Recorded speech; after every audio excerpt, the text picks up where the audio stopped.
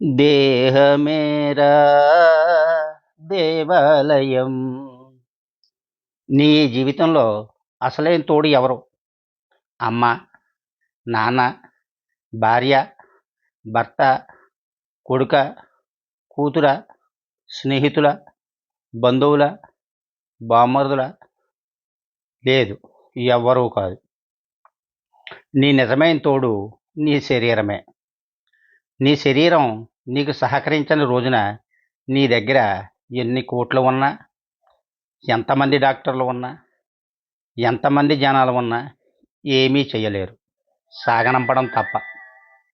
ఒక్కసారి నీ శరీరం స్పందించడం ఆగిపోతే ఎవరు నీ దగ్గర ఉండరుగాక ఉండరు. నువ్వు అవునన్నా కాదన్నా ఇది కఠిన నిజం.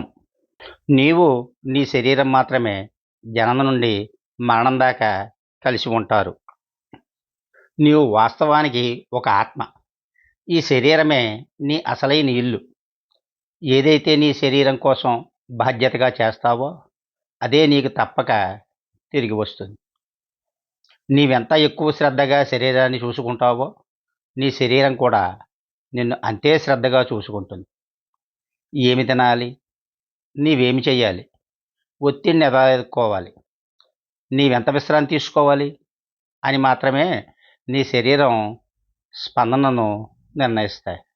గుర్తుంచుకో, నీ శరీరం ఒక్కటే నీవు జీవిస్తున్న చిరునామా. నీ శరీరమే నీ ఆస్తి, నీ సంపద. వేరే ఏదీ కూడా దీనికి తొలదోగలేదు. నీ శరీరం నీ బాధ్యత. డబ్బు వస్తుంది, వెళుతుంది. బంధువులు, స్నేహితులు వస్తారు, వెడతారు. శాశ్వతం కాదు.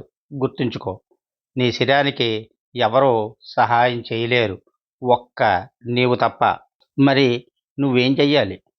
ఊపిరితిత్తుల కోసం ప్రాణాయామం, మనస్సుకు ధ్యానం, శరీరానికి యోగా, గుండెకు నడక, ప్రేగులకు మంచి ఆహారం, ఆత్మకు మంచి ఆలోచనలు, సమాజం కోసం మంచి పనులు చేయండి.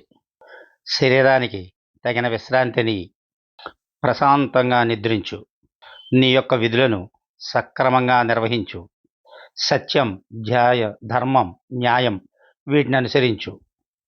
దైవస్మరణ చేసుకో. భౌతికంగా నీ ధర్మాలను పాటించు.